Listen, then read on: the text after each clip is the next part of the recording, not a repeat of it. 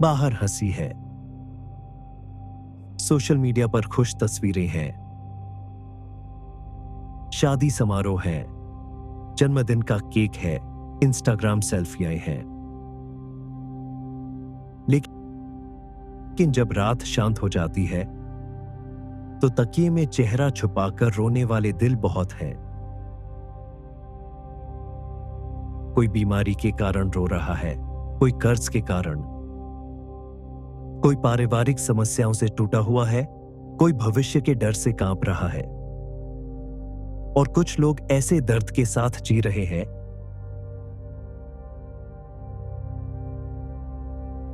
जिसे वे किसी से कह भी नहीं सकते। हाँ दोस्तों,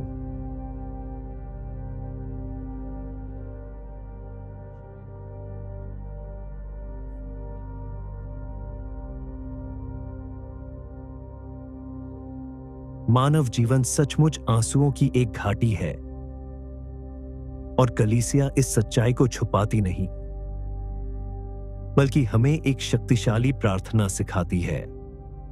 हजारों वर्षों से मठों में गूंजती हुई वह प्रार्थना जो आज आपके घर में भी चमत्कार कर सकती है। साल्वे रेजना। यह केवल शब्द नहीं है, यह एक दुखी मनुष्य की चीख है, यह आशा का गीत है, यह एक मां के हृदय की ओर दौड़ है, यह पीड़ा में पड़े बच्चों की पुकार है। हम इसे अक्सर जपमाला के अंत में प्रार्थना करते हैं, लेकिन जब इसे विश्वास और भक्ति के साथ कहते हैं तो यह माता मरियम के हृदय को छू लेती है और हमारे आंसुओं को बदलने का साधन बन जाती है। इसलिए आइए इस प्रार्थना पर मनन करें। हे दया और कृपा की माता, हमारी रानी, जय हो। हे हमारा जीवन, हमारी शरण, हमारी मधुरता, जय हो। हम जो परदेशी हैं, हव्वा की संतान हैं, तुम्हें पुकारते हैं। इस आंसुओं की घाटी में खड़े होकर रोते और आहें भरते हुए तुम्हारी ओर देखते हैं। इसलिए हे हमारी ओर से विनती करने वाली माता, अपनी दयालु आंखें हमारी ओर फेरो और इस निर्वासन के बाद हमें अपने गर्भ के धन्य फल प्रभु यीशु का दर्शन करा दो। हे कृपालु, हे दयालु, हे अत्यंत मधुर कुंवारी मरियम, हे दया की माता, हमारी रानी, जय हो। साल्वे रेजना का अर्थ है जय हो हमारी रानी, और हम मरियम को रानी इसलिए कहते हैं क्योंकि यीशु इस ब्रह्मांड के राजा हैं और राजा की माता रानी कहलाती है। पुराने नियम में हम पढ़ते हैं कि सुलेमान ने अपनी माता को सम्मान के साथ सिंहासन पर बैठाया। इज़राइल की परंपरा में राजा की माता ही रानी होती थी। पुराने नियम में राजा की माता को जो सम्मान था, वही सम्मान नए नियम में दाऊद के पुत्र यीशु की माता मरियम को है। जब हम रानी कहते हैं तो हम किसी दूर बैठे सिंहासन की कल्पना नहीं करते, बल्कि ऐसी रानी की जो लोगों के बीच चलती है, पीड़ा में साथ खड़ी रहती है और अपने बच्चों के लिए रोती है। मरियम रानी है अधिकार से नहीं, बल्कि असीम करुणा से। वह सचमुच दया की माता है। माथेर मिसरिकॉर्दिए, यह शब्द मूल लैटिन भाषा में उपयोग किया गया है। माथेर का अर्थ है माता और मरियम हमारी आत्मिक माता है। मिसरिकॉर्दिए दो शब्दों से बना है, मिजरी अर्थात दुख और कोर अर्थात हृदय, अर्थात वह जिसका हृदय दुख को देखकर पिघल जाए। मरियम का हृदय हमारे दुखों को देखकर पिघल जाता है। स्वर्गीय माता हमारे दर्द को देखकर करुणा से भर जाती है। प्रिय मित्रों, क्या आज आपका हृदय भारी है? क्या आप रोते हुए कहते हैं, मेरे जीवन में अब कोई भोर नहीं आएगी? क्या आप अस्पताल के बिस्तर पर पड़े हैं, कर्ज के बोझ तले दबे हैं, या इस पीड़ा में बैठे हैं कि कोई आपकी कद्र नहीं करता? तो सुनिए, आज आपके लिए एक माता है जिसका हृदय आपके दुख को देखकर पिघल जाता है। इसी कारण कलीसिया मरियम को पुकारती है, हे दया की माता, हमारी रानी, जय हो। वह सचमुच दया की माता है। अब इस प्रार्थना की अगली पंक्तियों पर ध्यान दें। हे हमारा जीवन, हमारी शरण, हमारी मधुरता, जय हो। हमारा जीवन कौन है? यीशु, जिन्होंने कहा, मैं ही मार्ग, सत्य और जीवन हूं। वही हमारा जीवन और हमारी वास्तविक पहचान है, और जिसने उस जीवन को अपनी कोख में धारण किया, वह माता भी हमारे जीवन का भाग बन जाती है। हमारी शरण, जय हो, क्योंकि इस संसार में सुरक्षा निश्चित नहीं है। दुर्घटनाएं, प्राकृतिक आपदाएं, अंधकार की शक्तियां और हमारे विरुद्ध काम करने वाले लोग हर ओर हैं। ऐसे समय में हम कहां भागे, किसके पास छुपे? हमारी माता मरियम हमारी शरण है। उनकी गोद में सुरक्षा और उनकी उपस्थिति में सांत्वना है। लेकिन एक बात आवश्यक है, विश्वास। मरियम विश्वास की माता है। अपने पूरे जीवन में उन्होंने परमेश्वर पर भरोसा रखा। काना के विवाह में जब दाखरस समाप्त हो गया और स्थिति अपमानजनक हो गई, तब उन्होंने कहा, जो वह कहे वही करो, और यीशु ने पानी को दाखरस में बदल दिया। आज भी आपके आंसू, आपकी पीड़ा, आपकी कमी और आपकी टूटन मरियम अपनी सिफारिश से बदल सकती है। पर प्रश्न ये है कि जिस प्रकार मरियम को अपने पुत्र पर विश्वास था, क्या हमें मरियम पर वैसा विश्वास है? आप पूछ सकते हैं, मेरा कर्ज कैसे समाप्त होगा? मेरी बीमारी कैसे ठीक होगी? मेरे बच्चे कैसे आगे बढ़ेंगे? अनेक प्रश्न हो सकते हैं। एक रहस्य यह है कि मरियम हर बार सीधा उत्तर नहीं देती। कभी उनका उत्तर देर से आता है, लेकिन वह आपके साथ रहती है। कलवरी में क्रूस के नीचे वह अंत तक खड़ी रही। उन्होंने अपने पुत्र को छोड़कर भागना नहीं चुना, अंतिम क्षण तक साथ रही। यही प्रेम है, यही विश्वास है। हे हमारी मधुरता, जय हो, क्योंकि जीवन हमेशा मधुर नहीं होता, कभी वह कड़वा हो जाता है। प्रार्थना सूखी लगती है, ऐसा लगता है कि परमेश्वर मौन है, और आंसू तथा त्याग दिए जाने का अनुभव हृदय को तोड़ देता है। उसी समय कलीसिया हमें मरियम की ओर देखने को कहती है। इस कड़वे संसार में माता की सिफारिश मधुर सांत्वना बन जाती है। बीमारी आए तो जीवन कड़वा लगता है, कर्ज गला दबाए तो जीवन कड़वा लगता है। फिर भी हम कहते हैं, हे हमारी मधुरता, जय हो। काना में भी कड़वाहट और शर्म का वातावरण था, क्योंकि दाखरस समाप्त हो गया था। लेकिन माता वहां खड़ी थी और उन्होंने कहा, दाखरस नहीं है।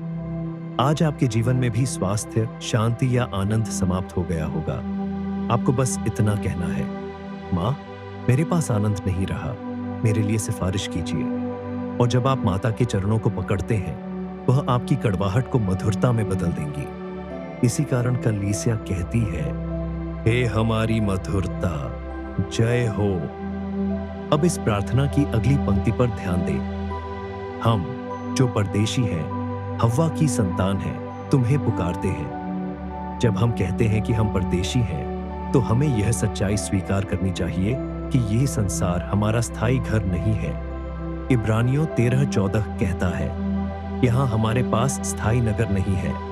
शायद इसी कारण हम पूरी तरह संतुष्ट नहीं होते। पैसा होने पर भी भीतर खालीपन रहता है, रिश्ते होने पर भी अकेलापन बना रहता है, क्योंकि यह संसार हमारा अंतिम घर नहीं है। हम यात्री हैं, हम परदेशी हैं। साल्वे रेजना हमें यही याद दिलाती है कि हम इस धरती पर यात्रा कर रहे हैं, और मरियम हमारे आगे खड़ी होकर मार्ग दिखाती है। माँ की तरह हमारा हाथ पकड़कर हमें चलाती है।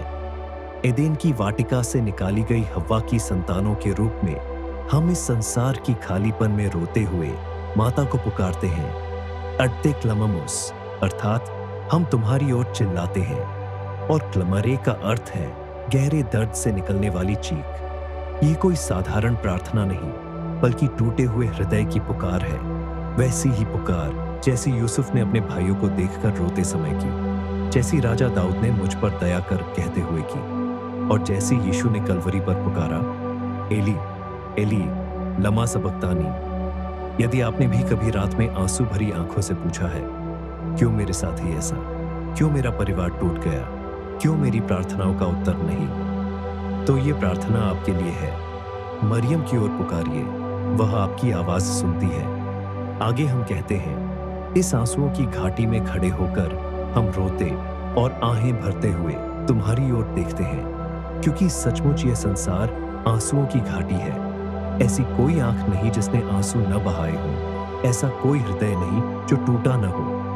बीमारी अचानक आती है, कर्ज बिना योजना के आ जाता है, रिश्ते टूट जाते हैं, विश्वास कमजोर पड़ जाता है, और शायद आप भी किसी सुबह रोते हुए उठे हो, कर्ज देने वाले दरवाजे पर आए हो, डॉक्टर ने गंभीर बीमारी बता दी हो, बच्चा घर छोड़ गया हो, जीवन साथी दूर चला गया हो, या नौकरी चली गई हो। यही है आंसुओं की घाटी। लेकिन हमारे पास एक महान सांत्वना है, हमारी माता मरियम की उपस्थिति। क्रूस के नीचे खड़ी वह माता जानती है कि आंसू का दर्द क्या होता है। जिसने अपने पुत्र को तड़पते देखा, वह आपके दुख को कैसे नहीं समझेंगी। जब आप गिरते हैं, वह आपको थामती है, आपकी अनकही पीड़ाएं आहों में बदलती है, पर वे व्यर्थ नहीं जाती। आप रोते हैं, मरियम भी रोई थी। कलवरी पर उनका हृदय टूट गया था, इसलिए वह आपकी पीड़ा समझती है। और इस आंसुओं की घाटी में आप कभी अकेले नहीं हैं, क्योंकि वह आपके साथ चल रही है। फिर हम प्रार्थना करते हैं, इसलिए हे हमारी ओर से विनती करने वाली माता, अपनी दयालु आंखें हमारी ओर फेरो। क्योंकि एडवोकेट का अर्थ है पैरवी करने वाली, वकील। मरियम हमारे लिए यीशु से बात करती है, हमारे लिए परमेश्वर से विनती करती है, हमारी ओर से खड़ी होती है। जब हम बोल नहीं पाते, वह हमारा नाम लेकर बोलती है। काना के विवाह में उन्होंने केवल इतना कहा, दाखरस समाप्त हो गया है, और इतिहास बदल गया। मरियम बोली, यीशु ने कार्य किया और चमत्कार हुआ।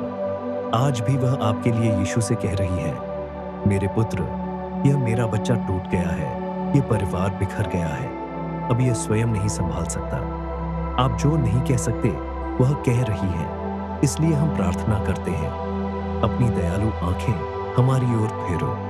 क्योंकि पापी होने पर भी माता अपने बच्चे को दया से देखती है, और हम विनती करते हैं, माँ, कठोर न्याय की दृष्टि से नहीं, बल्कि करुणा से भरी आंखों से हमें देखो।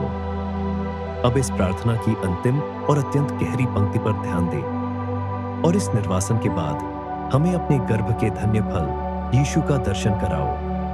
निर्वासन का अर्थ है अपने असली घर से दूर रहना। जैसे आदम और हव्वा को एदेन से निकाल दिया गया और वे अपने घर से बाहर कर दिए गए, वैसे ही हम भी उसी कहानी का भाग हैं। हम स्वर्ग के लिए बनाए गए थे, पर इस संसार में संघर्ष कर रहे हैं। हम स्वर्गीय आनंद के लिए बनाए गए थे, पर यहाँ आंसुओं में जी रहे हैं।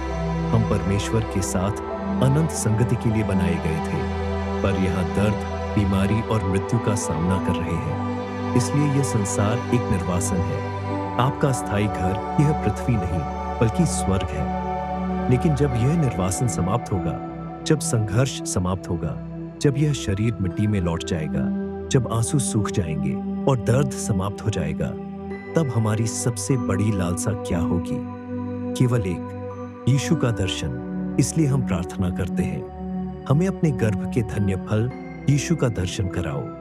क्योंकि हम मरियम से मरियम को नहीं, बल्कि यीशु को मांगते हैं। वह हमें अपने पास नहीं रोकती, बल्कि अपने पुत्र की ओर ले जाती है। उनका पूरा जीवन इसी संकेत से भरा है, जो वह कहे वही करो। हमारे अंतिम क्षण में जब हमारा जीवन आंखों के सामने घूमेगा और हम न्याय के सामने खड़े होंगे, तब हमारी प्रार्थना यही होगी, माँ, मुझे अकेला मत छोड़ना, मुझे यीशु तक ले चलना। यीशु मरियम की कोख का धन्य फल है। फल वह होता है जो जीवन देता है। आदम ने निषिद्ध फल खाया और मृत्यु आई, पर मरियम ने पवित्र फल दिया और जीवन आया। वह नया जीवन है, नया आदम है, वही मुक्ति है। इसलिए हम केवल समस्याओं का समाधान नहीं, केवल बीमारी से छुटकारा या कर्ज से मुक्ति नहीं चाहते। हम अनंत जीवन चाहते हैं। हम यीशु चाहते हैं। अंत में हम पुकारते हैं, हे दयालु, हे कृपालु, हे मधुर कुंवारी मरियम। क्योंकि वह दयालु है, हमारे दोष देखकर भी हमें अस्वीकार नहीं करती। वह कृपालु है, हमें वह देती है जिसके हम योग्य नहीं। और वह मधुर है, उनकी उपस्थिति कोमल है, मात्र सुलभ है। ये अंतिम पुकार है, प्रार्थना का चरम बिंदु।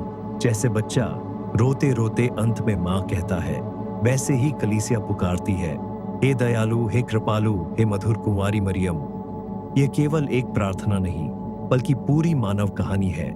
निर्वासन से आशा तक, आंसुओं से दर्शन तक, दर्द से महिमा तक। यदि आप टूटे हुए हैं, यह प्रार्थना आपकी है। यदि आप थके हुए हैं, यह प्रार्थना आपकी है। यदि आप निराश हैं, यह प्रार्थना आपकी है। यदि आप स्वर्ग की लालसा रखते हैं, यह प्रार्थना आपकी है। आइए अंत में मिलकर कहें, हे दया की माता, हमारी रानी, जय हो। हे हमारा जीवन, हमारी शरण, हमारी मधुरता, जय हो। हम हव्वा की संतान तुम्हें पुकारते हैं। इस आंसुओं की घाटी में रोते और आहें भरते हुए तुम्हारी ओर देखते हैं। हे हमारी ओर से विनती करने वाली माता, अपनी दयालु आंखें हमारी ओर फेरो और इस निर्वासन के बाद हमें यीशु का दर्शन कराओ। हे दयालु, हे कृपालु, हे मधुर कुंवारी मरियम। आमीन।